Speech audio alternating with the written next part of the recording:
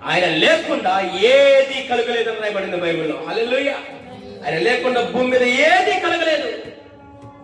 అయితే మానవుణ్ణి చేసిన తర్వాత మానవుడు తప్పిదములు బట్టి దారి తప్పిపోతా ఉంటే అతన్ని రక్షించుకోవడానికి లూకా సువార్త 19వ అధ్యాయం 10వ వచనంలో నశించిన దాన్ని వెతకి రక్షించుటకు మనుష్య కుమారుడు భూమి మీదకి వచ్చాడు. ఈ భూమి మీదకి ఆయన రావడానికి గల కారణం ఏంటి తెలుసా? నీ బ్రతుకు నశించిపోకూడదని, నీ జీవితం నాశనంలోకి వెళ్ళకూడదని, నీవు చీకటి గల ఊబిలోకి వెళ్ళిపోకూడదని, నువ్వు పాపముతో శాపముతో కొట్టుమిట్లాడుతూ అదే లోకమైన జీవితంలో జీవిస్తూ అదే ఎంజాయ్మెంట్ అంటూ ఆ పాపంలో చచ్చి నరకానికి పోకూడదని. హల్లెలూయా. అందుకని దేవుడు తను సిలువ వేసుకోవడానికి, తన ప్రాణం పెట్టడానికి, తానే నీ కొరకు పాప పరిహార బలిగా మారడానికి, నిన్ను దేవునితో సమాధాన పరచడానికి హల్లెలూయా ఆయన వచ్చాడు. ఆశమాశగా రాలా, ఏదో ఓరకు ఊడిపోలా యేసు ప్రభు అప్పటికప్పుడు రాలా. అనేక సంవత్సరాల క్రితం నుండే దేవుడు ప్రవక్తల ద్వారా, ప్రవచనముల ద్వారా, ఇదిగో నేను ఫలానా దగ్గర రాబోతున్నాను, ఫలానా దగ్గర పుట్టబోతున్నాను, ఫలానా విధంగా పుట్టబోతున్నాను, ఫలానా కన్యక గర్భాన పుట్టబోతున్నాను అని వాగ్దానాలు చేసుకుంటూ చేసుకుంటూ చేసుకుంటూ ఆ సమయం రాగానే దేవుడు కన్యక గర్భాన జన్మించాడు. హల్లెలూయా. హల్లెలూయా. మన లోక రక్షకుడుగా ఆయన ఎవరో వీరికి రక్షకుడు కాదు,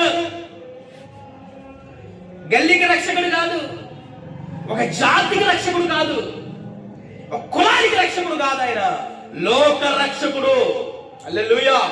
ప్రపంచము ఈ లోకమంతటిని రక్షించడానికి వచ్చినటువంటి రక్షకుడు ఆయన. ఆ రక్షకుని యందు విశ్వాసం ఇచ్చిన వాడు ఎవడో కూడా సిగ్గుపడడు. హల్లెలూయా. హల్లెలూయా. వాడు ఎలాంటి పరిస్థితి అయినా సరే, అవసరమైతే నీళ్లు తాగి బతుకుతాం తప్ప లోకానుసారంగా తిరగడానికి ఇష్టపడం. హల్లెలూయా. యేసుని నమ్మిన వాడు ప్రాణమన్న విడిచిపెడతాడు కానీ యేసుని విడిచిపెట్టడు, గుర్తుపెట్టుకోండి. హల్లెలూయా. అటువంటి కృప మనకు దేవుడు అనుగ్రహించును కాక. ప్రియమైన వారలారా, అందుకనే ఇదిగో లాజరు చనిపోయి 4 దినములు అయితే యేసు వచ్చాడు, లాజరును తిరిగి బ్రతికించాడు.